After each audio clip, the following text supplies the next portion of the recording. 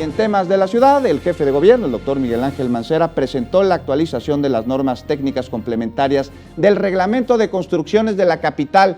Mire, se trata de 10 normas que buscan garantizar la correcta edificación de infraestructura en todas las delegaciones. Estas fueron creadas con base en la Ley para la Reconstrucción, Recuperación y Transformación de la Capital. Además, el mandatario capitalino anunció la construcción de 15 edificios de 40 departamentos que tendrán en promedio cada uno una inversión de 300 millones de pesos, esto para reponer las viviendas a quienes las perdieron debido al sismo del pasado 19 de septiembre.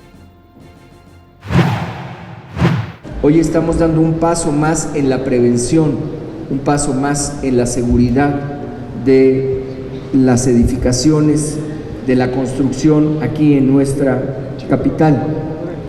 Estamos actualizando normas, pero también estamos creando normas. Estamos hablando de estar a la par en regulación de otros países, como es el caso de Japón, que vaya que tiene una experiencia consolidada por los sismos constantes a los que se enfrenta.